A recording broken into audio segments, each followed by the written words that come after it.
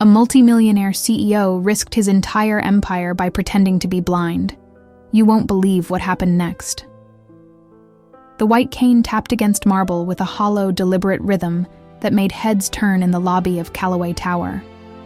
Ethan Callaway, 34, worth $2 billion, and possessing perfect 20/20 vision, counted each step with practiced precision, his hand trailing the cold brass railing as December wind rattled the floor-to-ceiling windows.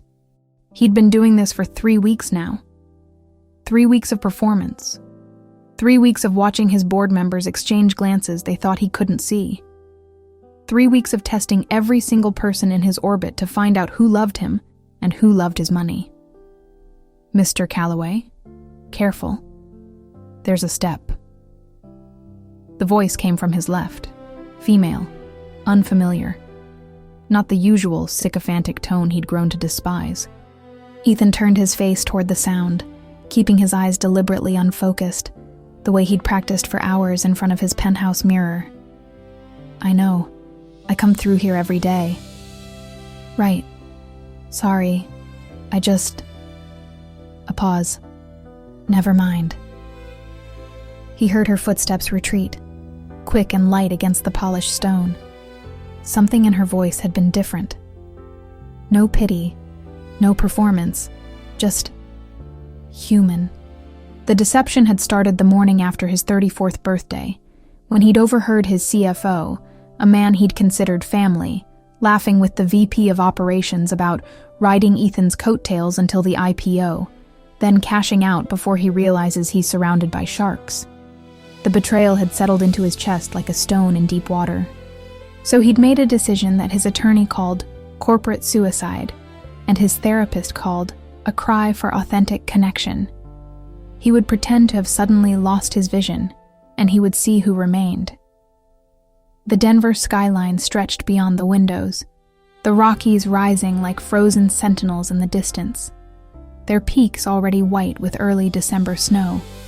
Callaway Industries had been built on sustainable energy infrastructure, wind farms across Wyoming, solar arrays in Arizona, hydroelectric innovations that were reshaping the Western grid. Ethan's empire, Ethan's legacy. And according to the whispers he'd heard in the past 3 weeks, Ethan's potential downfall. The board was circling. Investors were concerned. Everyone wanted to know if a blind CEO could lead a company toward a $15 billion merger. No one had asked if he was okay. No one except... You dropped your phone. Ethan turned. The same voice. Closer now. Behind you, about 4 feet. It slid when you turned.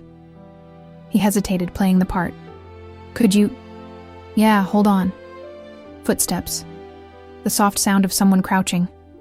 Then the phone was pressed into his palm, and he felt the warmth of her hand, brief and unexpected. Screen's not cracked. You got lucky. Thank you. No problem. A pause. You know, for someone who comes through here every day, you're really bad at navigating it. Ethan felt his jaw tighten. Excuse me. I'm just saying, you've nearly walked into that column twice this week. And you always hesitate at the elevator bank like you forget which one goes to the executive floor. If you actually worked on your spatial memory instead of pretending you have it figured out, you'd stop looking so what? Lost. The word hit differently than she'd probably intended. Ethan stood there, his fingers tight around his phone, feeling something crack open in his chest. Something that had been sealed for months, maybe years. I'm not lost, he said quietly. If you say so. Her footsteps started to retreat again. Wait. Ethan turned, still keeping his eyes unfocused. What's your name? A long pause.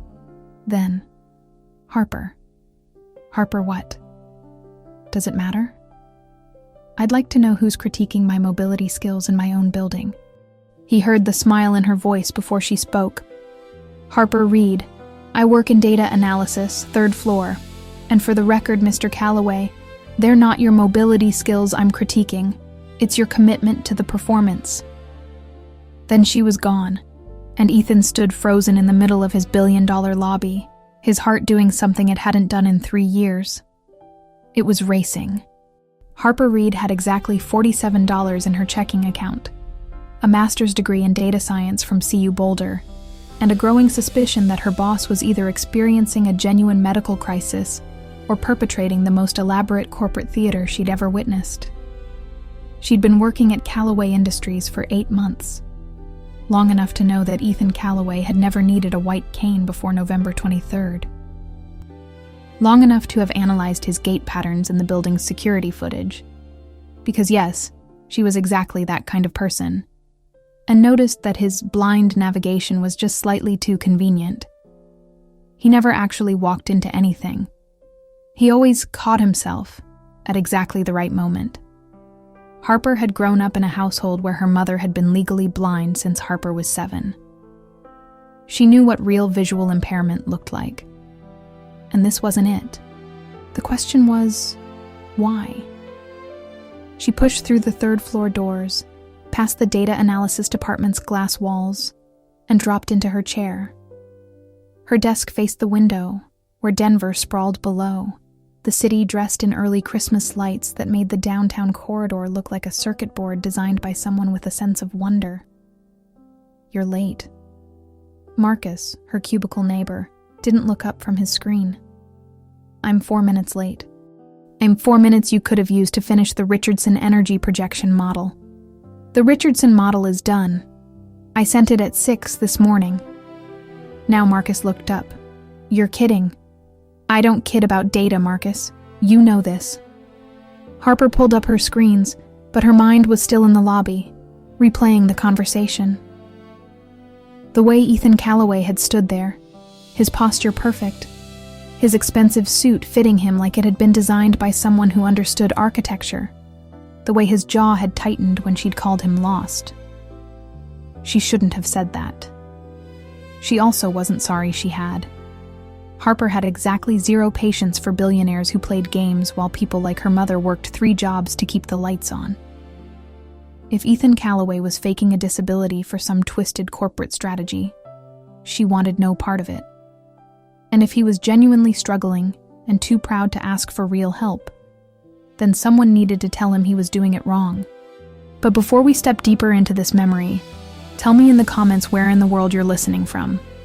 Like this video so this story reaches more hearts, and subscribe to follow the next journeys. Either way, it wasn't her problem, except she couldn't stop thinking about his voice. The way it had gone quiet when he'd said, "I'm not lost," like he was trying to convince himself. Her phone buzzed. An internal message from an unknown extension. Data analysis depth. Harper Reed requested for executive floor consultation. Report to 42nd floor, 2 p.m. today. Harper stared at the screen. "Everything okay?" Marcus leaned over. "I think I just got summoned by the blind king." "Callaway? Why would he want you?" "That," Harper said slowly, her stomach tightening with something between dread and curiosity, "is an excellent question." The 42nd floor smelled like leather, coffee, and something Harper couldn't quite name. Maybe power, maybe loneliness. Probably both. She stood in the reception area outside Ethan Callaway's office, her reflection caught in the floor-to-ceiling windows that framed the Rockies like a postcard designed to intimidate. The mountains were turning pink in the late afternoon light, their peaks sharp against a sky that looked too blue to be real. "Ms. Reed?" A woman in her 50s, elegant and efficient, appeared from behind a minimalist desk. "Mr. Callaway is ready for you." Harper followed her through double doors into an office that was less a workspace and more a carefully curated statement. Everything was clean lines and natural materials, reclaimed wood, stone, metal. The desk faced the windows, positioned so that anyone sitting there would have their back to the door. A power move, Harper thought. Or maybe just someone who preferred the view to the visitors. Ethan stood near the windows, his white cane resting against the desk, his posture unnervingly still. "Ms. Reed," he said without turning. Thank you for coming. Did I have a choice? Now he turned, and Harper watched him track her voice with his head, his eyes focused somewhere past her left shoulder. The performance was better up close, almost convincing. Everyone has a choice. You could have declined. And risk unemployment?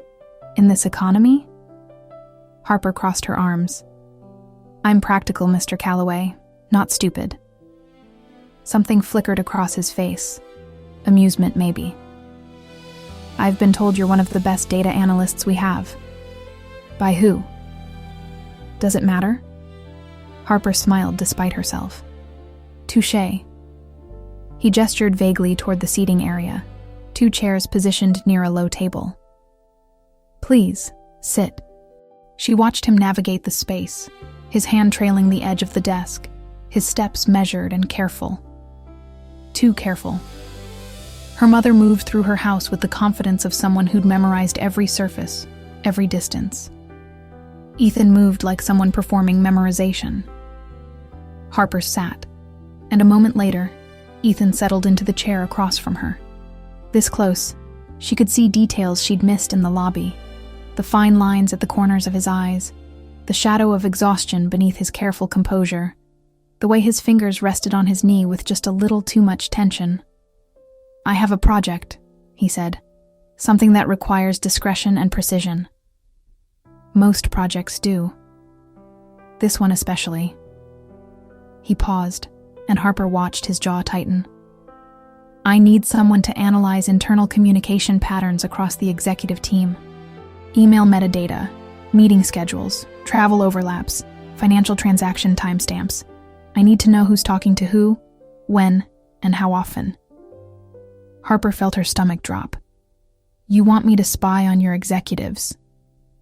I want you to find patterns. That's corporate espionage dressed up in data science terminology. It's due diligence. His voice was harder now. And it's necessary. Why? Harper leaned forward. Why is it necessary, Mr. Calloway? For a long moment, he didn't answer. The silence stretched between them, filled only by the distant hum of the building's ventilation and the soft tick of a clock Harper couldn't see. Because I don't know who I can trust anymore, he said finally, and the honesty in his voice caught her completely off guard. Harper studied him. The careful blankness of his expression, the rigid set of his shoulders, the way his fingers had gone completely still on his knee. She thought about her mother, about the way vulnerability looked when it was real, about the way people protected themselves when the world felt too sharp. When did you lose your vision? She asked quietly. 3 weeks ago. What happened?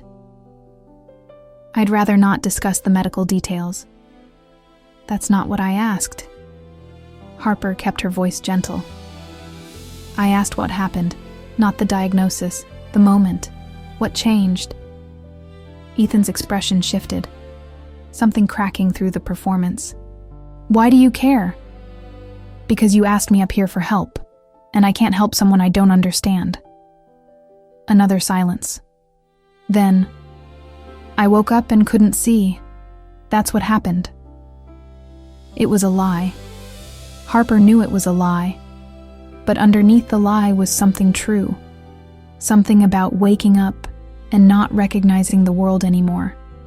About losing clarity. About being surrounded by people and feeling completely alone. She made a decision that was probably stupid and definitely against her better judgment. I'll do the analysis, she said. But I have conditions. Which are? First, you tell me what you're actually looking for.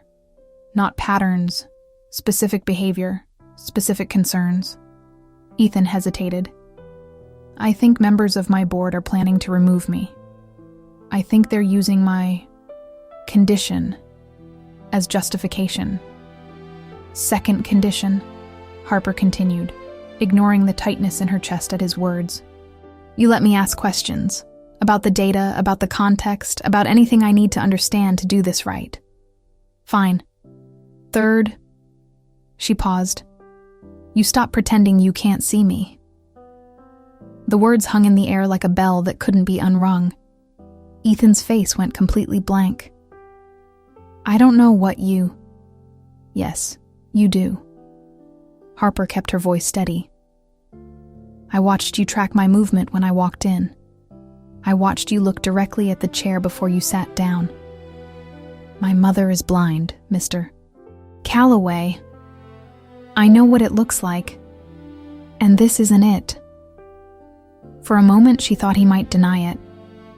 Thought he might call security, fire her on the spot, retreat behind the carefully constructed walls of his deception. Instead, his eyes focused, really focused, on her face for the first time. And Harper felt the full force of his attention like a physical thing. Why didn't you report me? His voice was low, almost dangerous. Because I wanted to know why. She met his gaze without flinching. And because whoever you're hiding from, whoever you don't trust, I don't think you're wrong. Something shifted in the air between them. Something that felt like recognition. Like two people realizing they were standing in the same storm. The CFO, Ethan said quietly. Richard Chen. He's been with the company since the beginning. I heard him talking about cashing out. About waiting for the right moment to sell his shares before anyone realizes the blind CEO is going to tank the merger. Harper felt anger flash through her chest. He said that? That and worse. Ethan's expression was carved from stone.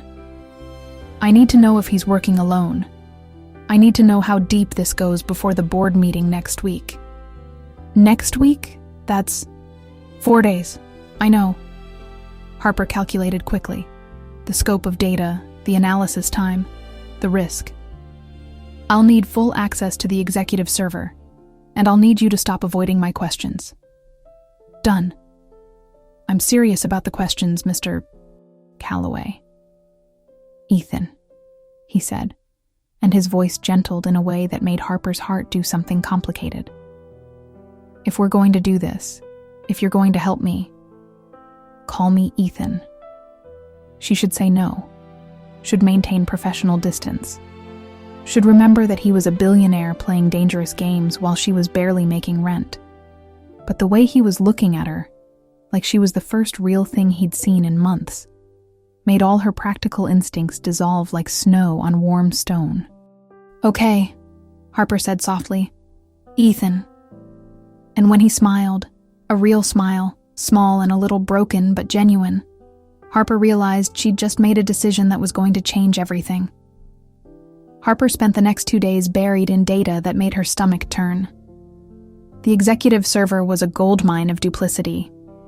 Email threads that stopped just before key decisions. Calendar blocks that aligned too perfectly between Richard Chen and 3 board members.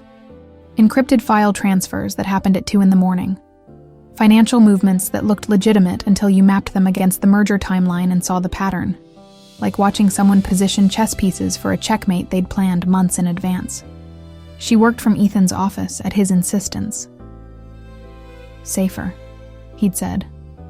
Less likely to raise questions. What he hadn't said, less lonely. Harper had started to notice things. The way Ethan's assistant brought him lunch, he barely touched. The way his phone rang constantly with calls he let go to voicemail. The way he stood at those massive windows during breaks, his shoulders tight, his expression somewhere between fury and grief. On the second night, around 8 p.m., Harper looked up from her laptop to find him standing there again, silhouetted against the Denver skyline. The city was fully lit now, Christmas decorations turning the streets into rivers of gold and red and green. Snow had started falling, fat, lazy flakes that caught the light and made everything look softer than it was. You should eat something, she said. Not hungry? You said that at lunch. Still true. Harper saved her work and stood, moving to stand beside him at the window. This close, she could see the exhaustion carved into his face, the tension in his jaw. When's the last time you slept? I sleep. That's not what I asked." Ethan glanced at her, and something in his expression made her chest ache. "You're very persistent, Harper Reed. It's a character flaw. My mother says I should work on it." "How is she? Your mother?" The question surprised her. "She's good. Tough. She works at a community center in Aurora, teaching adaptive technology to other people with visual impairments." "She sounds remarkable." "She is." Harper paused. "She's also the reason I know you're full of shit." Ethan laughed, a real laugh, startled and genuine. "Excuse me?" "The white cane, the way you use it, it's all wrong." Harper turned to face him fully. "You tap too irregularly. You don't sweep. You hold it like a prop, not a tool. If you're going to fake a disability, at least commit to the research." "Is this you being helpful or judgmental?" "Both. I contain multitudes." He was quiet for a moment, his eyes on the falling snow. Then, "My grandfather lost his vision when I was 12. Macular degeneration. I watched him navigate his house, his life, with more grace than I've ever managed with perfect sight." His voice went rough. "I'm not mocking blindness, Harper. I'm trying to survive it." The pain in his words hit her like a fist. "Survive what? The bored?" "The loneliness." He said it so quietly she almost missed it. "I built this company from nothing. Sustainable energy in a state that lives on oil and coal. I fought for every wind turbine, every solar panel, every innovation that people said was impossible. And I did it with people I thought were family." He turned to her, and the vulnerability in his face was devastating. "Do you know what it's like to realize that everything you built was just a stage set? That the people you trusted were just actors waiting for their cue to exit?" Harper felt something crack open in her chest. "No. But I know what it's like to be invisible." "You're not invisible. I am to people like you." The words came out sharper than she intended. "I'm a number on a spreadsheet. Data analysis, 3rd floor. I work 60-hour weeks to afford a studio apartment I can barely heat. My student loans are going to outlive me. And people like you." She stopped, swallowed hard. "People like you don't see people like me until you need something." Ethan's expression shifted. Hurt, recognition, shame. "You're right. And I'm sorry. Don't apologize. Just..." Harper looked away. "Just be honest. With me. With yourself. Whatever you're doing, whatever this performance is, it's not working. You're still alone. You're just alone in a more elaborate way." The silence that followed felt like standing at the edge of something. Like one wrong word would send them both over. "I don't know how to stop," Ethan said finally. "The performance. I don't know who I am without it." Harper looked at him. Really looked at him. Saw past the expensive suit, the billion-dollar empire, the carefully constructed walls. Saw someone drowning in plain sight. "Start with something small," she said softly. "Start with the truth." "Which truth?" "Any truth." She held his gaze. "Tell me one true thing about Ethan Calloway that has nothing to do with money or power or this company." He studied her face for a long moment, and Harper felt the weight of his attention like heat. "I'm terrified," he said finally. "All the time. I'm terrified that if I let people see who I really am, someone who still has nightmares about failing, who doesn't know if he deserves any of this, who lies awake at 3 a.m. wondering if he's making a difference or just making money, they'll realize I'm a fraud." Harper's throat tightened. "That's not fraud. That's human." "In my world, they're the same thing." "Then your world is wrong." Something shifted in his expression. Surprise, gratitude, something deeper. "How do you do that?" Do what? Make it sound so simple. Because it is simple. It's just not easy. Harper moved closer, and she could smell his cologne now. Cedar and something clean, like mountain air. You want to know who you can trust? Start by trusting yourself. Stop performing and see who stays. What if no one does? Then you'll know the truth, and you can build something real. Ethan reached out, hesitant, uncertain, and his fingers brushed her wrist. The touch was barely there, but Harper felt it everywhere. What if I don't know how? Then learn. Her voice came out rougher than she intended. You're supposed to be a genius, right? Multi-billion-dollar empire before 40? Figure it out. He smiled, and it transformed his face. You're kind of mean, you know that? I prefer aggressively honest. Is there a difference? Not really, no. They stood there, inches apart, the city glittering below them and snow falling beyond the glass. Harper knew she should step back. Should remember that he was her boss, that this was a job, that falling for a billionaire with trust issues was the plot of a bad romance novel she'd mock her roommate for reading. But the way he was looking at her, like she was something precious and terrifying, made all her defenses crumble. Harper, he said quietly, the data you're finding. How bad is it? Reality crashed back in. She stepped away, breaking the spell. Bad. Richard Chen has been coordinating with board members Patricia Walsh, James Holloway, and David Kim. They've been moving assets, restructuring ownership percentages, positioning themselves for a hostile takeover masked as concern for the company's future. Ethan's expression went cold. How long? 6 months, maybe more. This wasn't opportunistic. They planned this. The merger. They want you out before it closes. Once the merger is complete, your shares and your voting power become diluted. But if they remove you now, citing medical instability, they can install an interim CEO, my guess is Chen, and control the merger terms themselves. $15 billion. Give or take. Harper pulled out her phone, showing him the chart she'd created. Here's the timeline. Here's the communication pattern. And here, she zoomed in.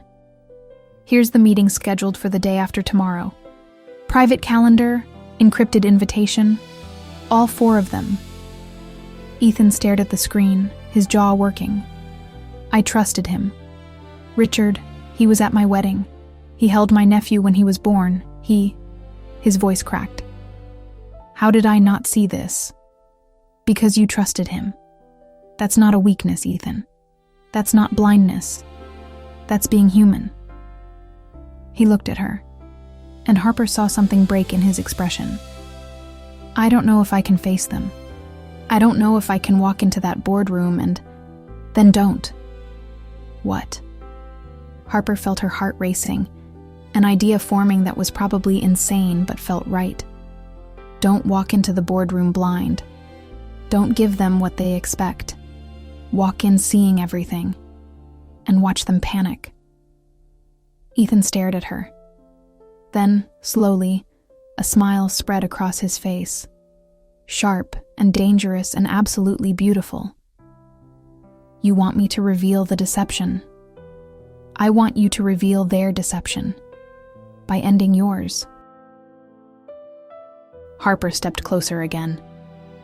You've been testing everyone to see who stays. Well, here's the test. Show them you were never broken. Show them you were watching the whole time. And see who's still standing when the dust settles. That's... He laughed, breathless. That's either brilliant or completely insane. Like I said, I contain multitudes. Ethan reached for her hand this time, intentional and certain. His fingers laced through hers, warm and solid. If I do this, if we do this, I need you there, in that meeting, as my witness. Ethan, You're not just anything. His voice was fierce. You're the only person in this entire building who's told me the truth, who's seen me, who's... He stopped, his thumb brushing across her knuckles. Please, I can't do this alone. Harper looked at their joined hands, at the vulnerability in his face, at the city beyond the windows where snow was falling harder now, covering everything in white. She thought about her mother's voice. Be careful with powerful men, Harper. They collect people like trophies. She thought about her bank account, her student loans, her practical nature. And then she thought about the way Ethan had said, I don't know who I am without the performance, and how much courage it took to admit that out loud. Okay, she whispered. I'll be there. His grip tightened on her hand, and when he pulled her closer, just an inch, just enough, Harper didn't resist. Thank you, he said against her hair. And Harper closed her eyes, breathing in cedar and snow and the terrifying possibility that she was already in too deep to save herself. The emergency board meeting was called for 9 a.m. on a Thursday morning that felt like the world holding its breath. Harper arrived at 7, her hands shaking as she carried a laptop filled with evidence that would either save Ethan's company or destroy what was left of his faith in humanity. The 42nd floor was empty except for security. Ethan was already in his office, standing at the windows in the pre-dawn darkness, still wearing yesterday's clothes. Did you sleep at all? Harper asked quietly. No. He didn't turn around. Did you? Not really. They're voting today, Harper. His voice was flat.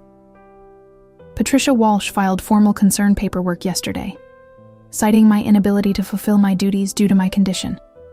If we wait, I'll be out before lunch. Harper moved to stand beside him. Then we show them the truth. All of it. And what if it's not enough? The vulnerability in his voice made Harper's chest ache. What if I reveal everything and they still vote me out?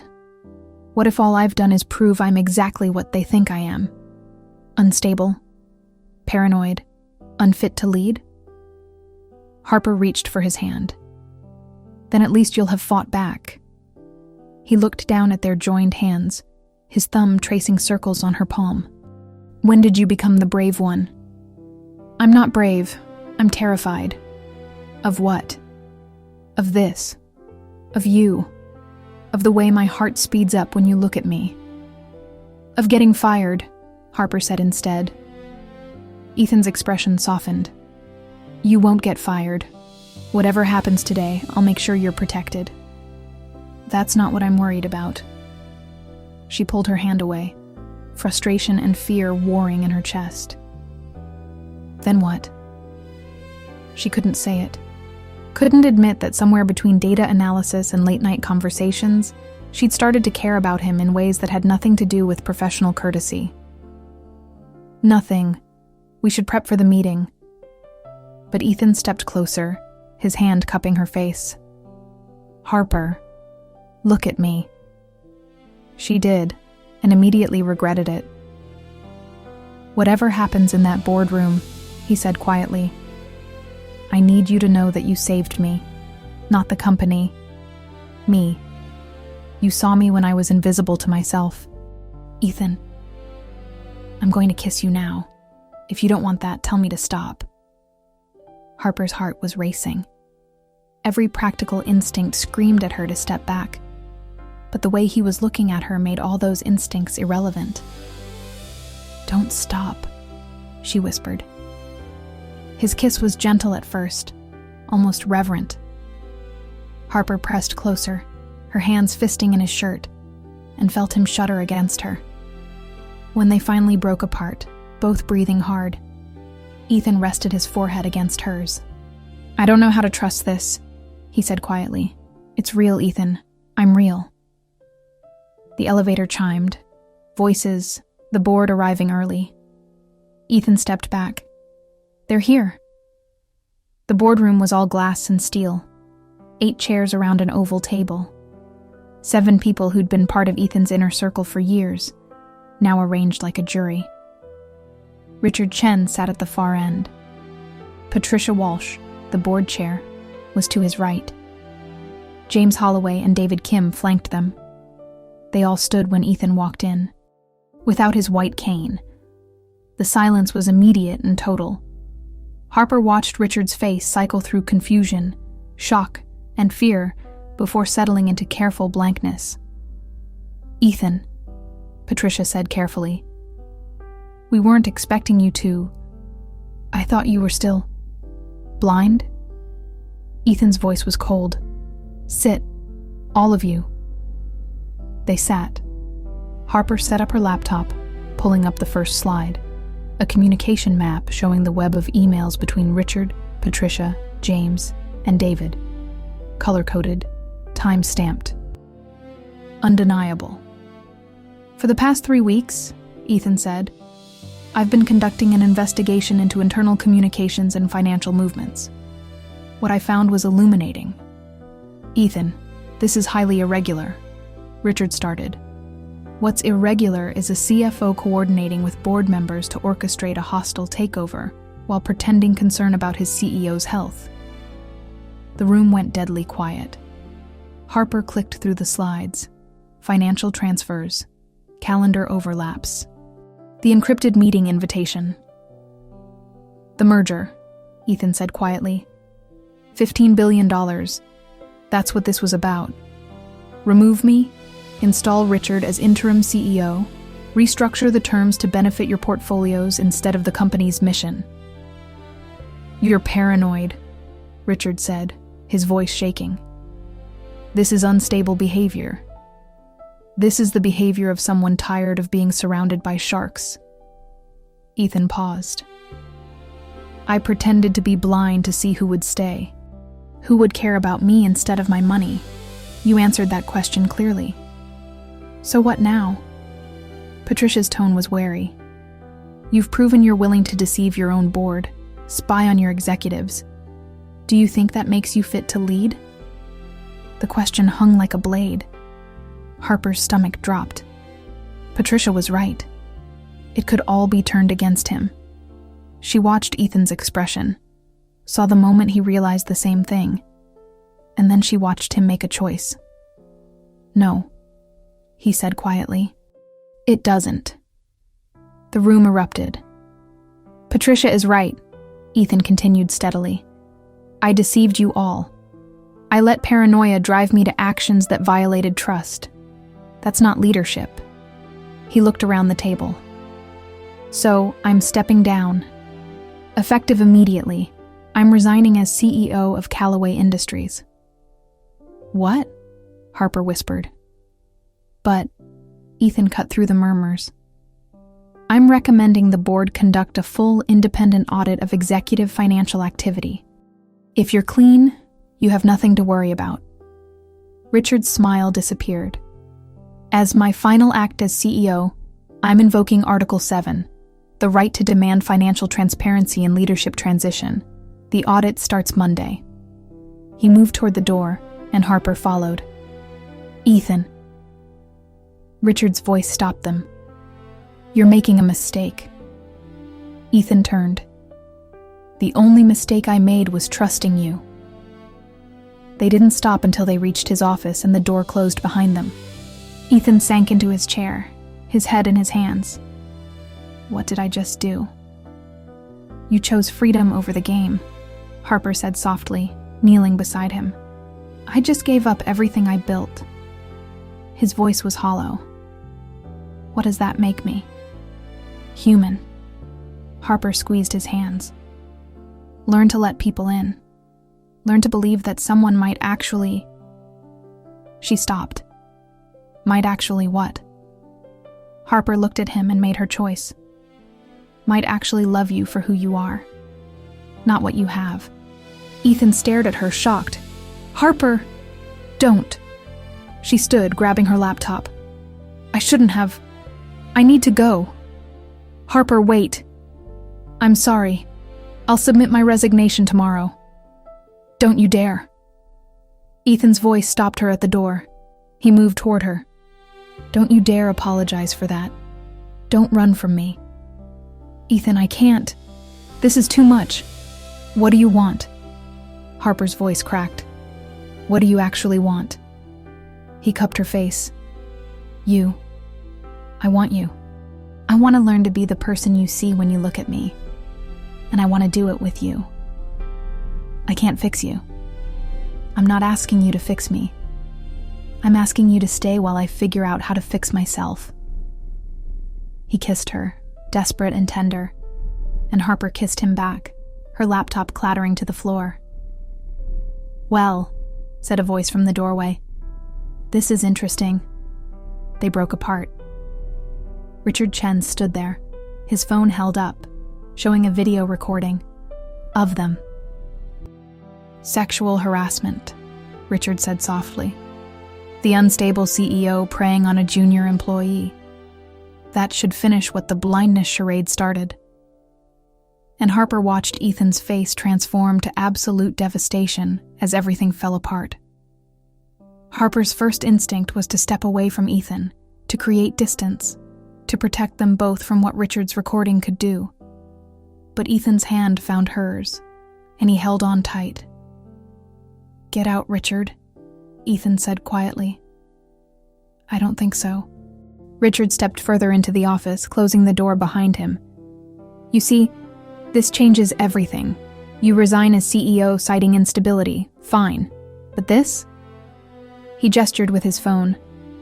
"This is a lawsuit waiting to happen. Sexual harassment, abuse of power, a desperate, unstable man taking advantage of a vulnerable employee who was just trying to do her job." "That's not what happened," Harper said, finding her voice. It came out stronger than she felt. "I kissed him back. That's on video too. Is it?" Richard smiled. "Because what I see is a junior analyst, someone making $48,000 a year, who was pressured into a relationship by her billionaire boss. A boss who just demonstrated severe paranoia and deception. Who can say what you felt coerced to do?" Harper felt rage flood through her chest. "You're twisting this. I'm protecting the company." Richard's voice was smooth, practiced. "Ethan has already resigned. But if this video goes public, it doesn't just destroy him. It destroys Callaway Industries. The merger collapses. Thousands of jobs disappear. All that sustainable energy infrastructure he's so proud of, gone. Because he couldn't keep his hands off an employee." "What do you want?" Ethan's voice was steady, but Harper could feel the tension radiating through his grip on her hand. "I want you gone. Completely. You sell your shares to the board at fair market value. You sign an NDA. You disappear."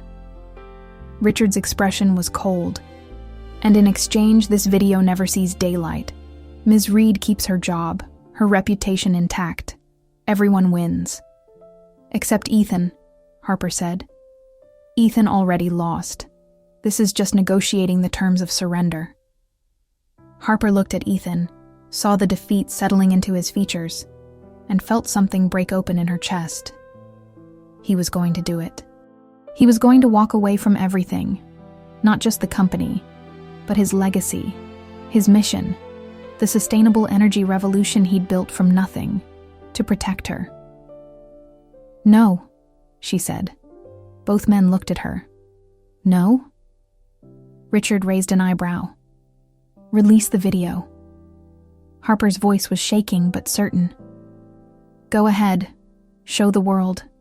Because you know what they'll see? Two adults who care about each other. Two people who've been working together to expose corporate corruption. And a desperate man trying to blackmail his way into control of a company." "Harper," Ethan started.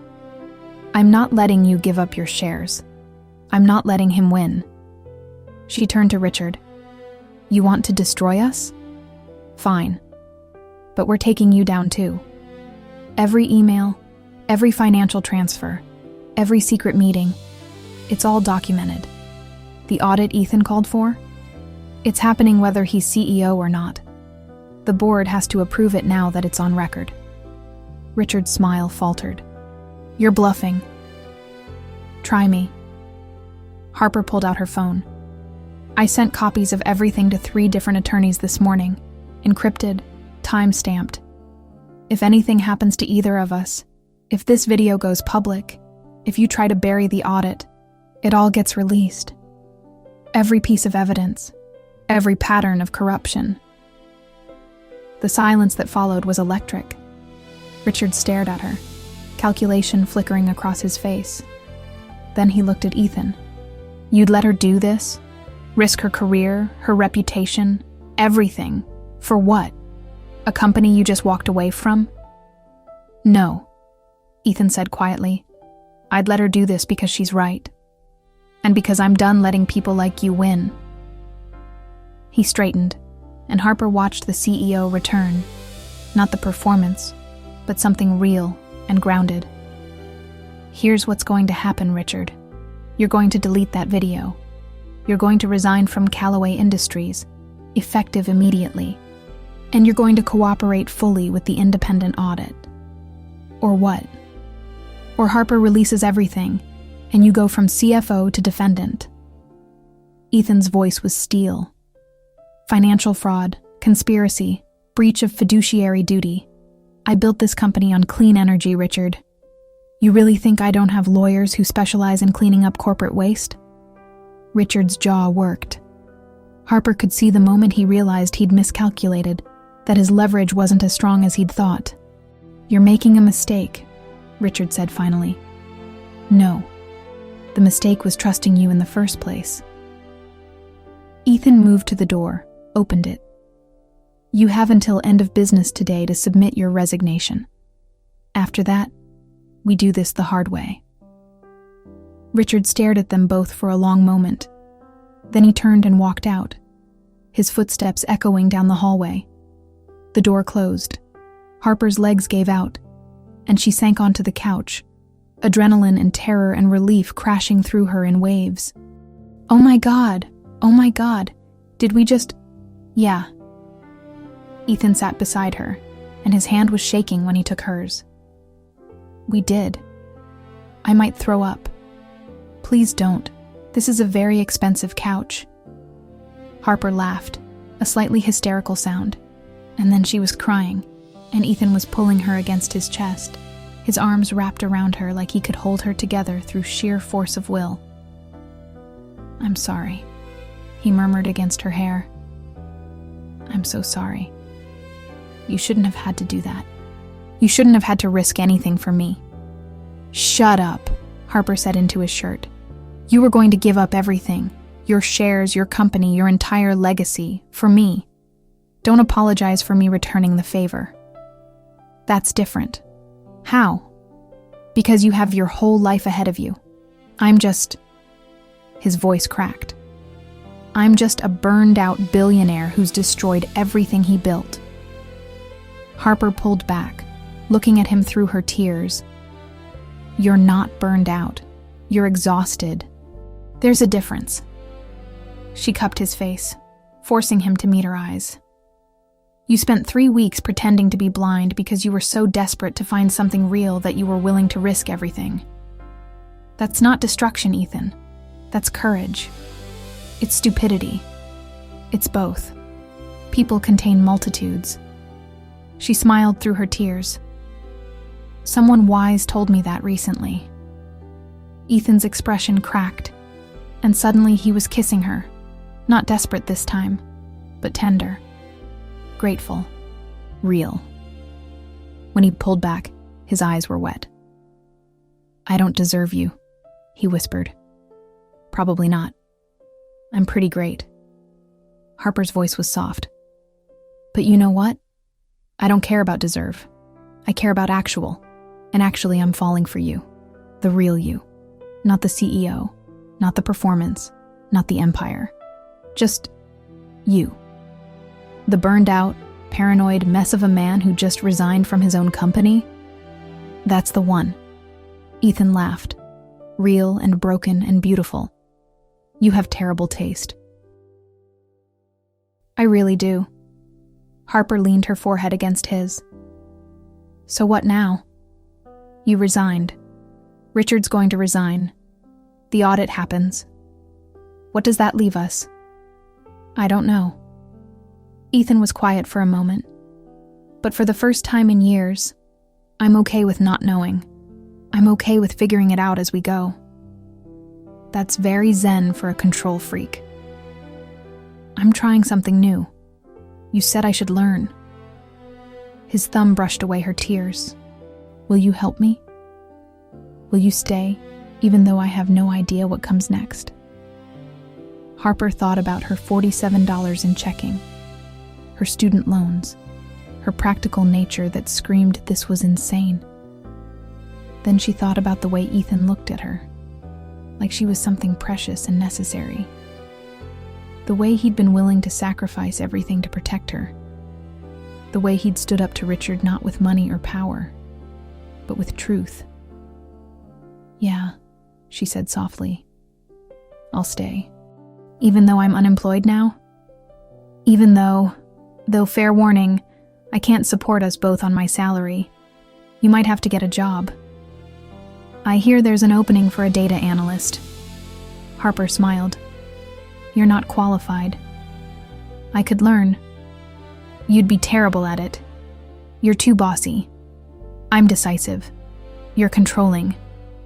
I prefer detail-oriented. Ethan kissed her forehead, her cheek, her lips. Stay with me. Help me figure out who I am without the empire. Teach me how to be free. Harper kissed him back, soft and certain. Okay, but first, we need to actually deal with Richard's resignation. The audit, the board, the merger. Later, Ethan pulled her closer. Right now, I just need this. You. Real. No performance. And Harper let herself sink into his embrace. Let herself believe that maybe, just maybe, two broken people could figure out how to be whole together. Outside the windows, snow began to fall again, covering Denver in white.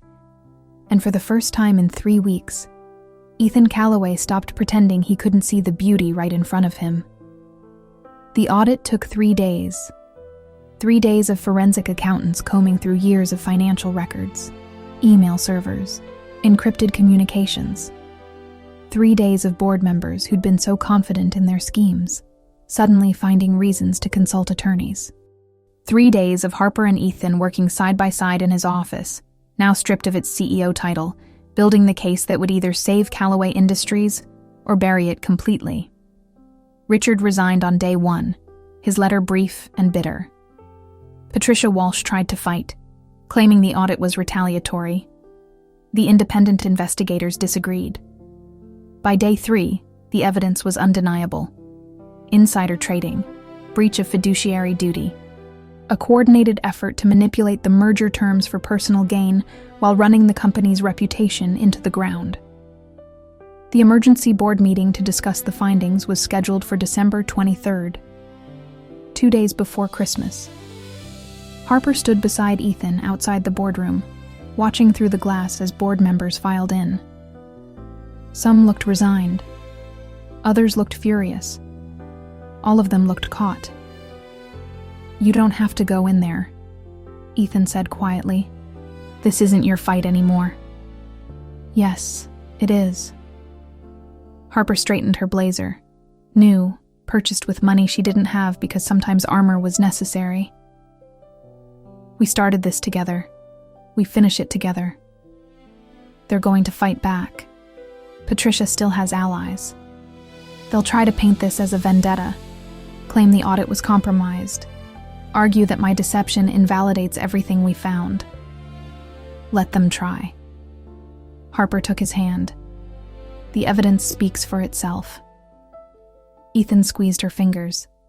When did you get so fierce? I've always been fierce. You just finally noticed. They walked in together. The room went quiet. 12 board members, the lead auditor, 2 attorneys. Patricia sat at the far end, her expression carved from ice. Mr. Calloway, she said coldly, how generous of you to join us, though I'm not sure what capacity you're here in, given that you resigned. Shareholder, Ethan said simply.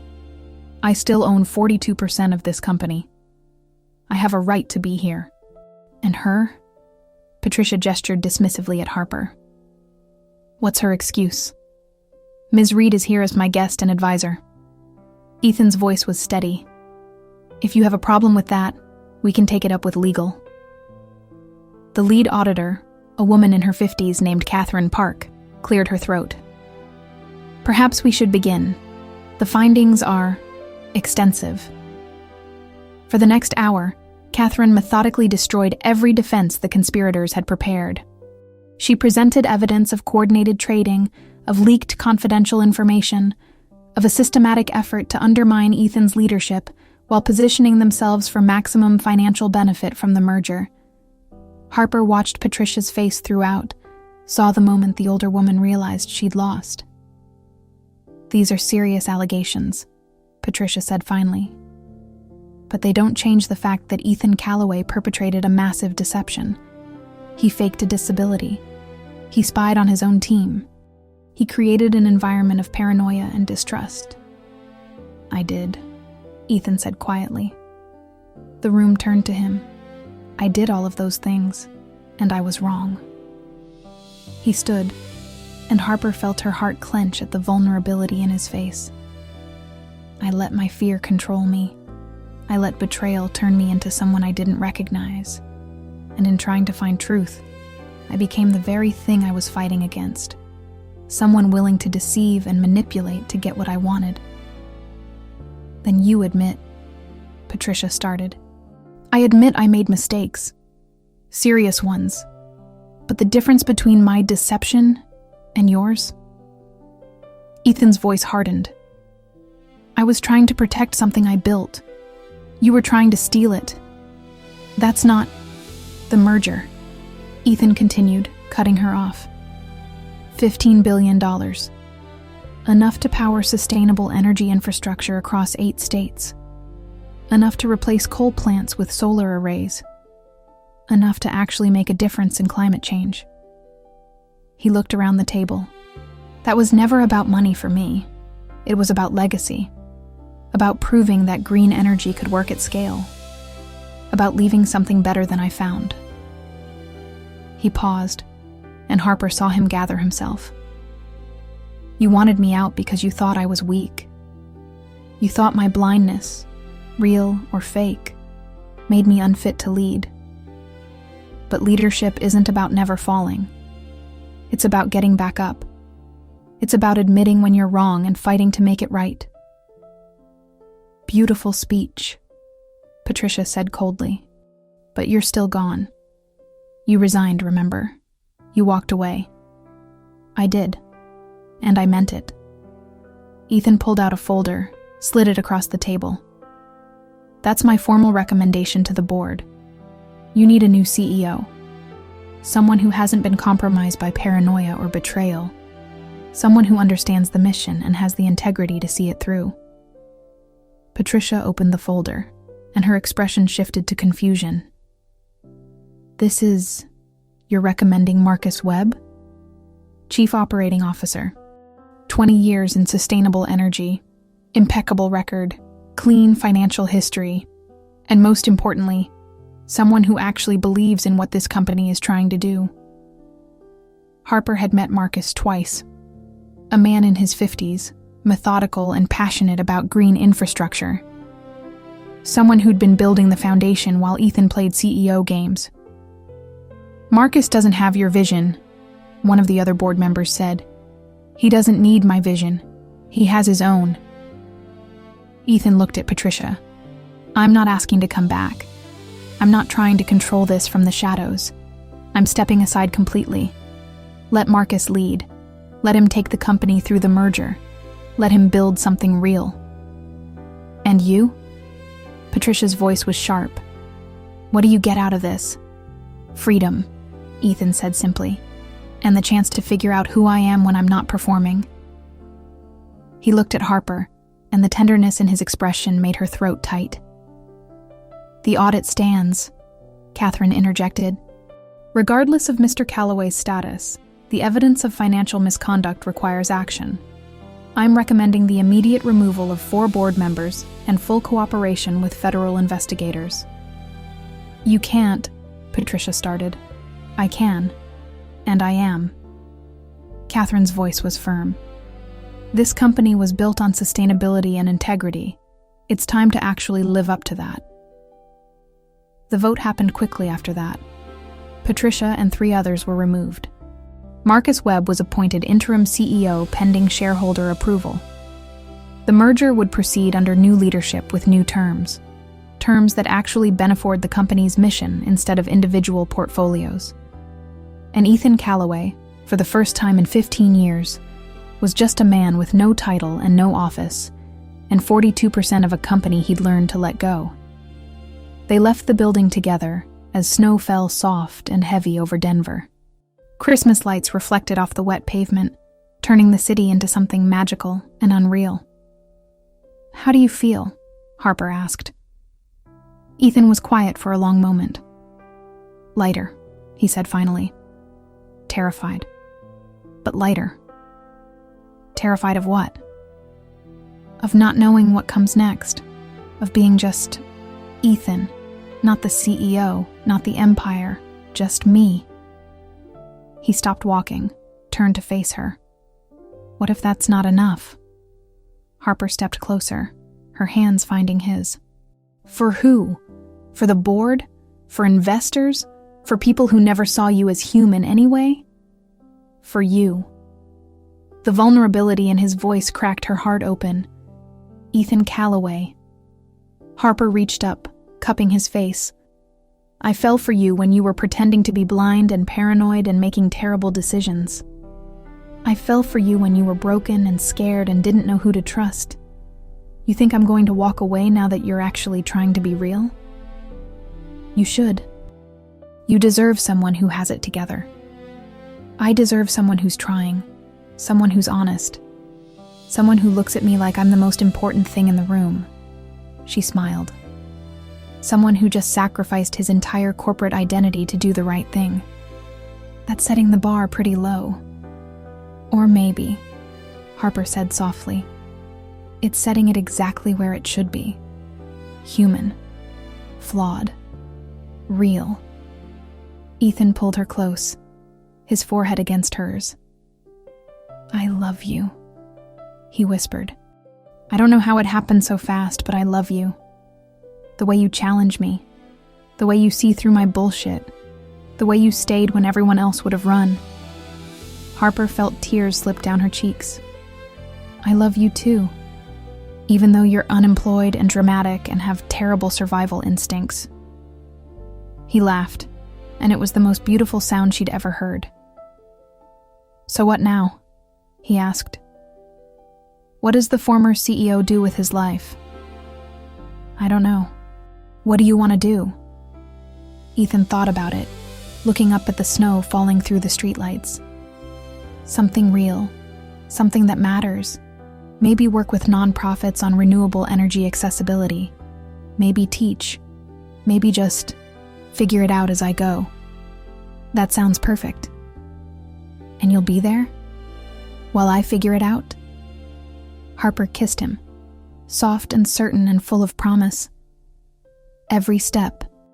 Above them, the Callaway Tower, soon to be renamed, stood against the night sky, its lights burning bright. And for the first time, Ethan looked at it not with pride or pain, but with peace. He'd built an empire. Now he was going to build a life.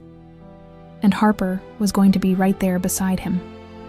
6 months later, Harper woke to sunlight streaming through windows that overlooked the Rockies instead of downtown Denver. The cabin was small, laughably so compared to Ethan's former penthouse. 2 bedrooms, a kitchen that barely fit them both, a living room with a wood-burning stove that Ethan had spent 3 weeks learning to operate without smoking them out. It sat on 40 acres outside Boulder, surrounded by pine trees and silence, and a sky so vast it made her chest ache in the best way. She found him on the back deck, coffee in hand, watching the sunrise paint the mountains gold and pink. "You're up early," she said, wrapping her arms around him from behind. Couldn't sleep. He turned, kissing her forehead. Too excited. It's just a meeting. It's not just a meeting. His smile was bright and genuine, the kind of smile that had taken months to emerge fully, but now came easily. It's the first site visit for the tribal solar project. Do you know how long I've been trying to make this happen? Harper did know. She'd been there for all of it. The endless grant applications, the meetings with tribal councils across Colorado and Wyoming, the late nights redesigning solar array specifications to work with limited infrastructure. Ethan had thrown himself into renewable energy accessibility with the same intensity he'd once brought to building his empire. Except now it wasn't about profit. It was about people. I know, she said softly. And I'm proud of you. We couldn't have done it without your data analysis. The efficiency models you built are what sold the councils on the project. Team effort. Harper squeezed him tighter. That's what we do now, remember? Team. Ethan set down his coffee and turned fully, pulling her against him. 6 months had softened some of his sharp edges. He wore flannel now instead of custom suits. His hair was longer, his hands calloused from learning to build things instead of just funding them. But his eyes were the same, storm gray and intense, and focused on her like she was the center of his universe. I love our team, he murmured against her hair. Even when I'm bossy about your terrible carpentry skills? Especially then. He pulled back, his expression turning serious. Harper, I need to tell you something. Her heart skipped. That sounds ominous. It's not. At least, I hope it's not. He took her hand, and she felt him trembling slightly. Marcus called yesterday. The merger finalized. Callaway Industries, well, Web Sustainable now, is officially the largest green energy infrastructure company in the western United States. Ethan, that's amazing. The stock value tripled. My shares. He paused. I'm significantly wealthier than I was 6 months ago. Harper felt something cold settle in her stomach. This was it. The moment she'd been half dreading, half expecting. The moment when Ethan realized he could go back. That he didn't have to live in a cabin and drive a 10-year-old truck and spend his days working for nonprofits. Okay, she said carefully. What does that mean? It means I can finally do this properly. Ethan reached into his pocket and pulled out a small wooden box. Handmade, imperfect, clearly crafted by someone still learning. I made this. It's terrible. The joints don't quite line up and I had to sand it 6 times because I kept messing up the finish. Harper's breath caught. I know we've only been together 6 months. I know that's fast. I know you probably want to wait. Be practical. Make sure this is real. He opened the box, revealing a ring, simple silver with a small stone that caught the morning light.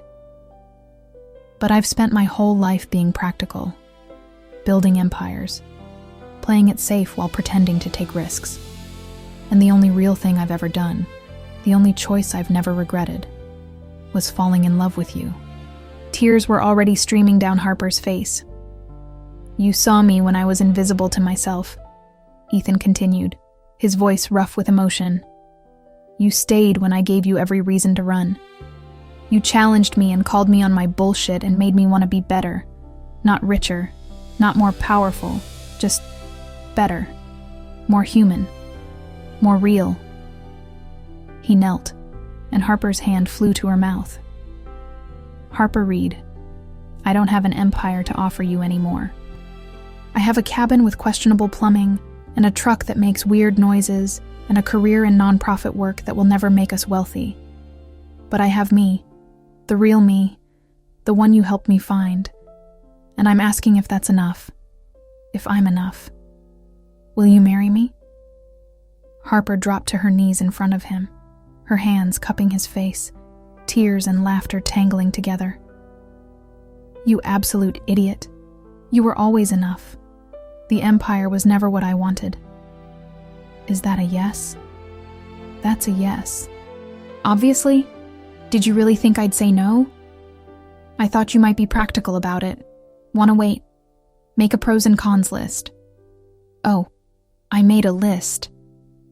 Harper kissed him through her tears. The pros column just said Ethan about 50 times. The cons column said Ethan's carpentry skills once. The pros won. He laughed and kissed her, and when he slipped the ring onto her finger, it fit perfectly, because of course he'd somehow figured out her size. Harper felt something settle into place in her chest, like coming home, like finding the answer to a question she'd been asking her whole life. I love you, Ethan whispered. My fierce, brilliant, sarcastic love. I love you too, my dramatic, reforming billionaire. Former billionaire, current nonprofit consultant. Still counts. Harper grinned. You're stuck with the label, like I'm stuck with data analyst who fell for her boss's fake disability scheme. That's a terrible summary of our love story, but accurate. Disturbingly so. They sat there on the deck as the sun climbed higher, the mountains glowing in the morning light, and Harper thought about the past 6 months. The way Ethan had slowly shed his armor, layer by layer, until the person underneath was someone soft and real and beautifully imperfect. The way they'd learned to navigate life as partners instead of CEO and employee. The way he'd taught her that love didn't have to be practical to be real, and she'd taught him that being human wasn't the same as being weak. What are you thinking about? Ethan asked. How everyone laughed at you when you pretended to be blind. The board thought you were pathetic. Richard thought you were weak. Even I thought you were performing something fake. I was performing something fake. No. Harper turned to look at him fully. You were performing blindness, but what you were actually doing was learning to see. Really see. Past the money and the power and the performance. You were looking for something real. And I found you. We found each other. She leaned her head on his shoulder. Two broken people who figured out how to be whole together. I think that might be the sappiest thing you've ever said. Don't get used to it. I have a reputation to maintain. Ethan's phone buzzed, a reminder about the tribal council meeting. He silenced it, pulling Harper closer instead. We should get ready, she said. Big day. 5 more minutes. I want to remember this. Remember what? This moment. This morning. The way you look with my ring on your finger and the sun in your hair. The way I feel like I finally found what I was searching for all those years I was building empires. He kissed her temple. The way everything makes sense now. Harper closed her eyes, breathing in pine and coffee and the scent that was just Ethan. No expensive cologne anymore, just soap and mountain air and home. Okay, she whispered. 5 more minutes.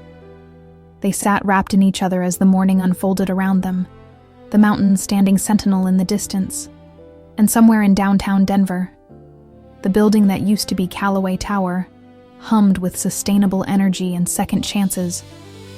Ethan had risked everything pretending to be blind, but what he'd actually done was learn to see what mattered.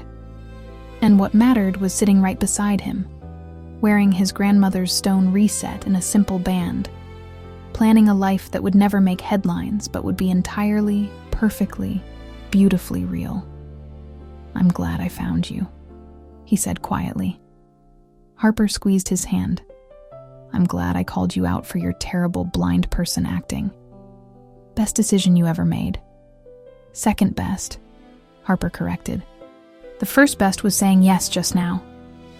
Fair point. They stayed on that deck until the sun was fully risen, and the world demanded their attention, meetings and projects and the work of building something meaningful together.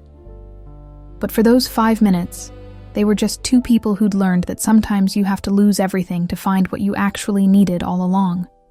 And what Ethan Callaway needed, what he'd always needed, wasn't an empire. It was Harper Reed, fierce and brilliant and real, choosing him every single day. If this story touched you, leave your rating from 0 to 10 in the comments and subscribe for the next journey. Sometimes the best view comes not from standing at the top, but from learning to see clearly what was always right in front of you.